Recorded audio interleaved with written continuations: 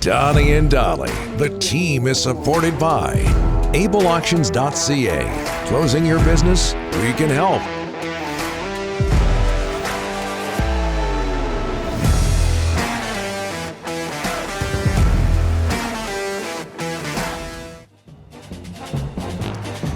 That's what I'm talking about. All of our guests today, including Ross Tucker, standing by, sponsored by Passat Motors.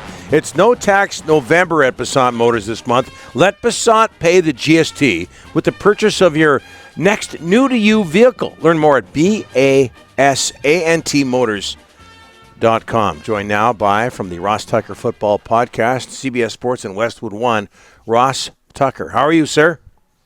Awesome. How you guys doing? Very, very well. I understand through Twitter that you have a problem with NFL players, football players in general, faking injuries. In this case, Isaiah McDuffie of the Green Bay Packers. Not a fan. Yeah, and unfortunately, I call a lot of games, so I see this at the college level a lot because there's so much hurry-up offense in college football.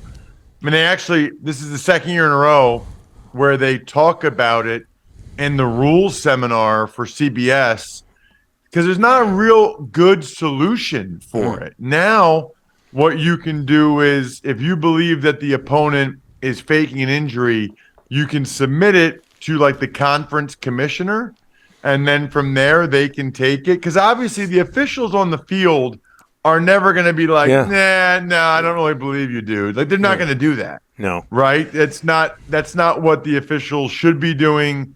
They shouldn't be in charge of trying to evaluate injuries. But if a particular program, again, college level, continues to do this over and over again, they will be reported, and then it's up to the conference commissioner, I guess, to see whether or not there's any discipline of any kind. I'm just not a fan. Some people think it's gamesmanship. I think it's garbage. I really do. Faking injuries, to me, that is sort of the antithesis of what the sport of football is supposed to be about. I mean, we were always taught that you never show an injury, right? And you don't have to get carted off the field. You suck it up and you play the next play or you run off the field. So, the Packers did it a number of times last night, but it's not about the Packers. It's just about the general idea of even doing it. And by the way, if you're giving up over 350 yards rushing and still faking injuries, maybe stop trying to fake it. Like, it's not working, bro. Like, you're getting run over. The faking injury thing is not helping you. Hey, speaking of run defense, Seahawks lose to the Raiders. Do you have anything to say about Seattle's run defense? Every time they lose, that's the problem. They're 6-5 now. You're exactly right, Donnie. And I'm shocked, to be honest with you. You're playing the Raiders. They still don't have Hunter Renfrow or Darren Waller. Like, what do you think they're going to do? I mean, what were you expecting in that game? And it's demoralizing. Kudos to the Raiders. They came out and they shoved it down the Seahawks' throat. And I know that has to burn Pete Carroll up because it was the defense. The defense was the issue. Geno Smith played well again. Geno Smith made a bunch of plays. The Seahawks played well enough offensively to win that game, but the defense wasn't able to seal the deal. And that was a critical loss for the Seahawks. Really, really rough loss. The way the Niners are playing now makes it hard to picture them winning the division, them being the Seahawks. Now they're going to have quite the battle on their hands just to even get in the playoffs. Ross, Ryan, if you can show the clip. Ross, we're going to show a clip of defensive tackle Mike Purcell going after you-know-who, Russell Wilson on the sidelines. What do you think of this, Ross, when you see this? Well, I'd be really curious to know what it is that he said, right? Yeah. And the tone with which he said it. Because there's a couple of different ways that could have gone, right? Like, it could have been like, come on, guys, you can do this. We need you. It could have been supportive, right? Like, you can do this. We got your back. Like, get this done. It could also have been like, pick your you-know-what up. This is pathetic, right? So we really don't know. And those two things are totally different entities, right? The one is sort of encouraging and supportive. The other is dismissive and derisive. And you can look those words up later, Rick. But I guess I just feel like it's really important for us to know which one it was. I don't know that any of us ever will. Yeah. One of our listeners tweeted yesterday, Brent Snyder. I listened to the Giants-Cowboys game on the radio Thursday with Ross Tucker doing the color. He said the food provided at Cowboy Stadium for Thanksgiving, the best spread ever. He wants the details, Ross. Why was it the best spread ever? Flavor as well as variety. Now, listen, I love my grandma. I love my mom. I love my mother-in-law. And I don't know, my wife's grandmother-in-law. I don't know. But, guys. And your wife. I mean, before the game, they had a carving station with ribeye. Wow. Then they had 2 different salads for those who partake. Yep. Then they had these, like, pretzel roll ham and cheese sandwiches, which were delicious. That was my halftime stash. Then you had the mashed potatoes. You had the green bean casserole. Not really here for that.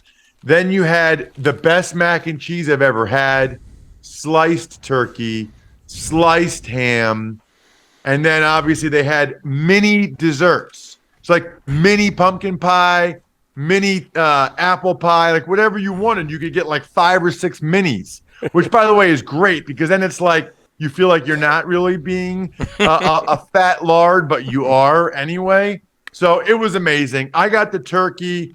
I piled and the ham. I piled the mac and cheese on top. I'm a big believer at this stage of my life that mac and cheese is a condiment and should be treated as such. It's a topping, much like gravy or mustard or ketchup. Mac and cheese is in the same way. Like, who eats mac and cheese as a standalone now? What are you, 8 years old? No.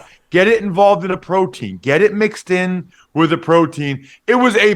They had 2 beers on tap after the game. Their post-game spread. Who has post-game spreads in the press box? The Cowboys do. Fresh-made guac. They had all kinds of stuff. I mean, it was – I could live there. I could live at the AT&T Stadium on the 4th floor, the press box floor. How'd you make it in here today? Yeah. How'd you make this hit? In terms of what? Well, in terms of recovery after what you ate on Thursday. I'm surprised. Donnie, I'm a professional, bro. Okay, sorry. Don't you guys follow me on social media? I forgot at Ross Tucker NFL. Oh, I do. Instagram, Facebook, YouTube, even TikTok. I am a professional, okay? I have had an awesome meal and at least 2 beers Wednesday, Thursday, Friday, Saturday, Sunday, 5 days straight. Probably going to take today off. You know, it's back to like a regular work week, but 5 days straight of dominating on and off the mic. Impressive stuff. Hey, how does a skunk make its way into the stadium in Cleveland? That's my question. Wow. I want to know, like, if it lives there or it just came strolling in, you know, during the game, or if somebody brought it in. What I think is amazing about it is all these people in Ohio, like, nobody thought, I'm going to get away from this thing. Yeah. I don't want to get sprayed by this. Like, it did not faze them at all. Let me make sure I get the video to put it on social media. That's it. Because that is worth getting sprayed. That's the world we live in now.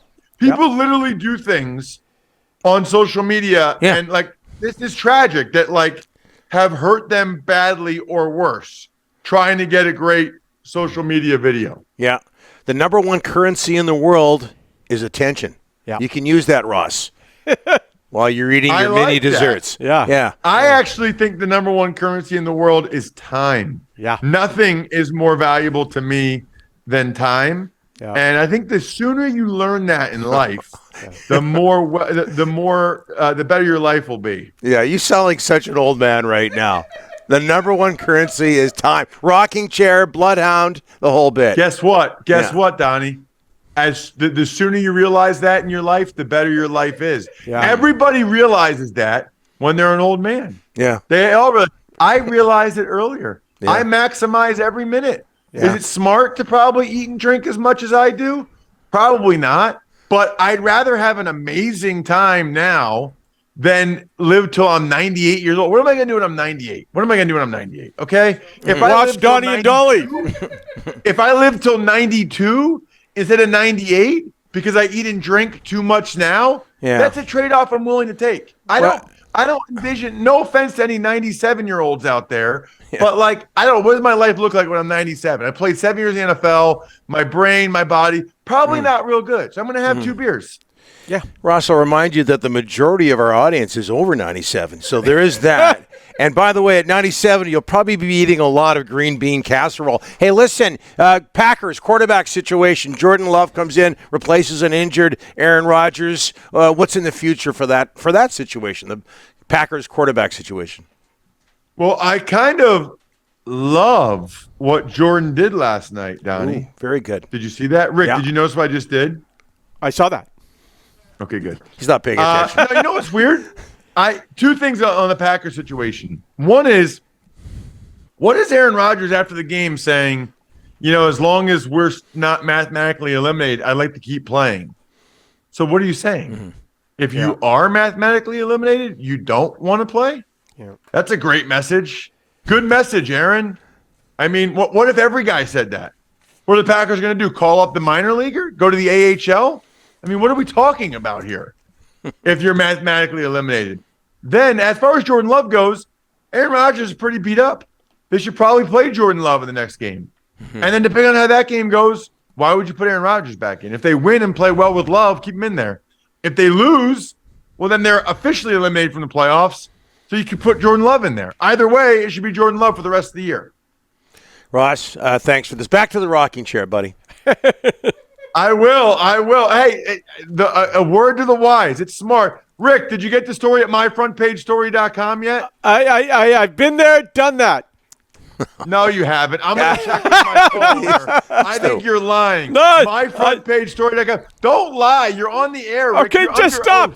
I'm on your Twitter account. Donnie and Dolly. Oh, people buy your merch. You're going to lie to them? Oh, yeah. No, just listen to me. This? I'm on your Twitter account 24/7. 24. I watch you like a hawk.